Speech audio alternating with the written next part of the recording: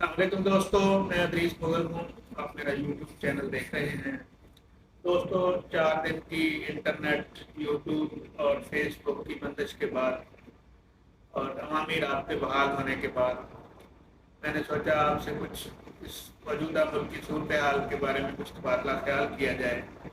یہ جو ان 4 دنوں میں ہمارے ملک میں جو واقعات رونما ہوئے، اس پر افسوس کے سوا اور کچھ کہا نہیں جا سکتا۔ افسوس، اس کو سمجھنے بھی بہت بڑا ایک لفظ ہے جو میں یہ بول سکتا ہوں۔ اس پہ بہت سارے تبصرے ٹی وی میں بھی ہو رہے ہیں، مختلف پرنٹ میڈیا میں، مین اسٹریم میڈیا میں، یوٹیوب پہ، ٹویٹر پہ، ہر جگہ پہ لوگ اپنا اپنا پوائنٹ آف ویو بیان کر رہے ہیں۔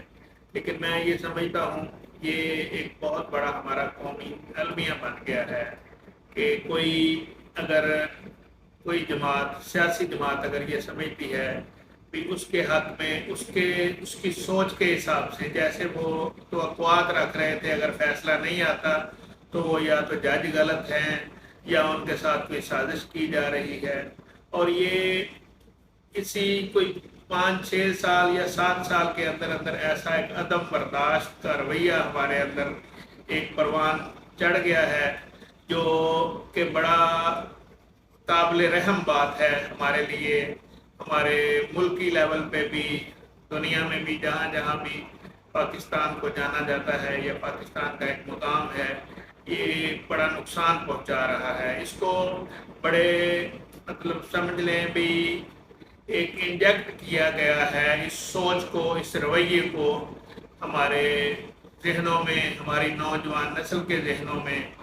پہلے یہ ہوتا تھا کہ کم از کم سپریم کورٹ یا ہائی کورٹ لیول پہ جا کے لوگ، بلکہ عام آدمی تو یہ ڈسٹرکٹ کورٹس کے لیول پہ بھی جا کے چیزوں کو تسلیم کر لیتا ہے، وہ قانون کی رٹ کو مانتا ہے۔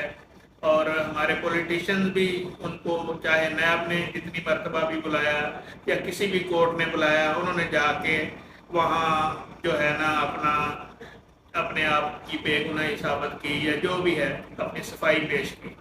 لیکن اب کچھ معاملات اس طرح ہوئے کہ ایک سیاسی جماعت جس کا جو چیئرمین ہے وہ وزیر اعظم بھی رہ چکا ہے، وہ یہ بھی کہتا ہے میں مغرب کے قانون کو بڑا مانتا ہوں، وہاں قانون کی حکمرانی ہے، قانون کی رٹ ہے۔ لیکن جب ان کے مخالف یا ان کی سوچ کے برعکس یا جیسے وہ توقع کر رہے ہوتے ہیں اس کے برعکس اگر کوئی فیصلہ آ جائے تو اس کو وہ نہیں مانتے، اس کے بارے میں رد عمل آ جاتا ہے۔ اس کی کچھ جماعت جو ہے، اس کے پیروکار جو ہیں، اس کے ماننے والے جو ہیں یا اس کے سیاسی ورکر انہیں کہہ لیں، وہ اتنا ان کے اندر عدم برداشت ہے یا وہ یہ سمجھتے ہیں کہ وہی ایک سچ ہے، وہی ایک حقیقت ہے، پی ٹی آئی ایک حقیقت ہے یا چیئرمین پی ٹی آئی ایک حقیقت ہے، باقی سب جھوٹ ہے یا باقی غلط ہے۔ حالانکہ یہ ایک بڑی لمبی بحث ہے کس طرح سے دوسروں کو چور ثابت کروایا گیا اور اس کو جو ہے صادق اور امین ثابت کیا گیا ہے۔ یہ ایک حقیقت ہے، اب کھل کر سامنے آ گئی ہے بات، کسی جگہ پہ بھی، کسی فورم پہ بھی یہ بات چھپی ہوئی نہیں ہے۔ تو اس دوران یہ جو 4 دنوں میں کام ہوا، سوات موٹر وے پہ جو ہنگامہ ہوا، جو نقصان ہوا، قومی املاک کا نقصان ہوا، یہ جو اپنا لاہور میں کور کمانڈر کا جو گھر تھا اس کو جلا دیا گیا، اسی طریقے سے اور بہت سارے ایسی، جیسے مار روڈ پہ چلتی گاڑیوں کو نقصان بنایا گیا، نقصان پہنچایا گیا اور راستے بلاک کر دیے گئے۔ اس سب سے یہ جتنا ہمارے ملک کی جو معاشی صورتحال ہے، ہم اس میں مزید کسی نقصان کے متحمل ہو ہی نہیں سکتے۔ اور اس دوران ان 4 دنوں میں ہماری معیشت کو جتنا نقصان پہنچا ہے، یہ اب 4 مہینے لگیں گے اس کے اثرات کو زائل کرتے ہوئے۔ جتنا نقل و حمل ہے، ٹرانسپورٹیشن ہے، اس کے ذریعے ملک سے ایک جگہ سے دوسری جگہ چیزیں جا رہی ہیں، وہ چیزیں خراب ہو گئی۔ پہلے ہمارے ملک میں خوراک کی بھی بڑی کمی ہے، ہمارے ملک میں جو ہے پیسے کی بھی جس طرح ایک کساد بازاری چل رہی ہے، تو یہ ساری چیزیں مل کے ہماری مہنگائی کا جو طوفان ہے اس میں اور اضافہ کرے گی۔ اس کے علاوہ جب ہماری نوجوان نسل جو ہے وہ ان کو کیونکہ نوکریاں تو مل نہیں رہی، وہ انٹرنیٹ کے ذریعے کماتے ہیں، انٹرنیٹ ہمارا 4 دن بند رہا ہے تو یہ بلینز ڈالر کا نقصان ہوا ہے ہماری اکانومی کو۔ اور ان جو نوجوان نسل ہے یا وہ لوگ جو اپنے یوٹیوب پہ اپنے چینل چلا رہے ہیں یا فیس بک پہ مارکیٹنگ کر رہے ہیں یا کسی بھی حوالے سے کوئی بھی آن لائن ورکنگ کر رہے ہیں یا ای کامرس کا کام کر رہے ہیں، ان کو بہت بڑا یہ لاس ہوا ہے۔ تو اس لاس، اس نقصان کو، اس کا کوئی ازالہ اب سامنے فوری طور پر نظر نہیں آ رہا۔ ایک لیڈر جو ہے وہ چھوٹ بھی گیا ہے، اتنے تردد کر کے، اتنی محنت کر کے اس کو پکڑا، پھر عدالتوں نے اس کو رہا بھی کر دیا۔ ایک عدالت کہہ رہی ہے ابھی ٹھیک پکڑا ہے، صحیح ہے، دوسری کہتی ہے غیر قانونی ہے۔ یہ ساری الفاظ کی جنگ ہے، یہ سمجھ لیں بھی یہ فیکٹس اینڈ فگر سے الفاظ کی ہیرا پھیری سے یہ جو ہمارے قانون دان ہیں، یہ جو وکلا ہیں، یہ سارا کام انہوں نے کیا ہے۔ میں یہ سمجھتا ہوں کہ اب یہ سلسلہ بند ہونا چاہیے، ہو جانا چاہیے قوم کو بے وقوف بنانے کا۔ جو بھی ماضی کی مثالیں ہمارے سامنے ہیں، ججز نے بعض اوقات پارٹی بنے تو وہ آج تک مولوی تمیز الدین کی شکل میں ہوں یا جسٹس نسیم حسن شاہ کی شکل میں ہوں، وہ آج تک تاریخ کے سیاہ باب میں رقم ہیں۔ تو اس طرح میری ججز سے جو انتہائی قابل احترام ہیں، جن کا احترام جو ہے اس دین اور قرآن اور جو ہے ہمارے جو نبی ہیں یا انبیاء ہیں، ان کے بعد سمجھ لیں بھی یہ انصاف کرنے والوں کا نمبر آتا ہے۔ ان کا احترام اتنا ہے ہمارے ذہنوں میں، ہمارے دلوں میں۔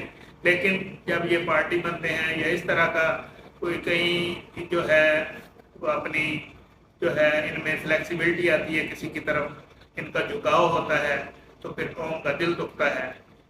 کسی قاضی کو، کسی جج کو، کسی ملزم کو دیکھ کر یہ کہنا، اس کے بارے میں کمنٹ پاس کرنا جو کسی دوسرے حریف کی دل آزاری ہو، یہ بات بالکل جو ہے خلاف آئین بھی ہے اور خلاف تہذیب بھی ہے اور خلاف روایت بھی ہے۔ یہ چیزیں ہمیں ٹھیک کرنی پڑیں گی۔ دوسری یہ بات ہے کہ میری یہ گزارش ہے قومی سلامتی کونسل والوں سے، اگر کوئی قومی سلامتی کونسل کی کوئی بھی پریس کانفرنس یا میٹنگ بلائی گئی ہے تو اس بات پہ بیٹھیں اور یہ فیصلہ کریں کہ اگر کسی نے احتجاج کرنا ہے اس کے لیے جگہ مخصوص کریں، وہاں سارے میڈیا ہاؤسز وہاں پہنچ جائیں، ان کی جو بات ہے وہ ایوانوں تک یا جو ایوانوں میں بیٹھے ہوئے ہیں حکمران، وہاں تک پہنچانے کا بندوبست کیا جائے، نہ کہ روڈ بلاک کیے جائیں، نہ کہ قومی املاک کو نقصان پہنچایا جائے۔ یہ سلسلہ بند ہو جانا چاہیے۔ یہ مہذب قوموں کا بالکل شیوا نہیں ہے۔ ہر جو ہے لڑائی جو ہے اور اختلاف رائے جو ہے اس کا حل ڈائلاگ سے نکلتا ہے۔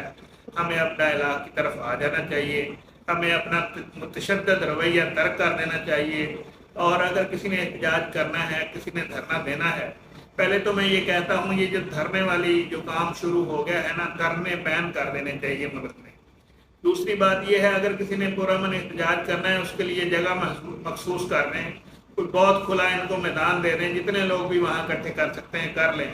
لیکن یہ قومی املاک کو نقصان پہنچانا، سڑکوں کو نقصان پہنچانا، یہ قوم کا سرمایہ برباد کرنا، اس کی کسی کو اجازت نہیں ہونی چاہیے۔ اس کی کوئی سخت سے سخت سزا جو ہے وہ تجویز ہونی چاہیے۔ ہمارے نبی نے تو جنگ کے حالات میں بھی درخت کاٹنے سے بھی منع فرمایا، اور جو پانی کے جو کنویں تھے ان کو پانی کا جو ذریعہ ہوتا تھا اس کو بھی کوئی نقصان پہنچانے سے اس کو روکا گیا۔ اور بھی بہت ساری انہوں نے ضابطہ اخلاق بنائے۔ ہم اس نبی کے امتی ہیں، لیکن ہم کس طرف جا رہے ہیں یہ ہم سب کو سوچنا پڑے گا، ہمیں ہوش کے ناخن لینے پڑیں گے۔ اللہ ہم سب کا حامی و ناصر ہو۔ بہت بہت شکریہ۔ اللہ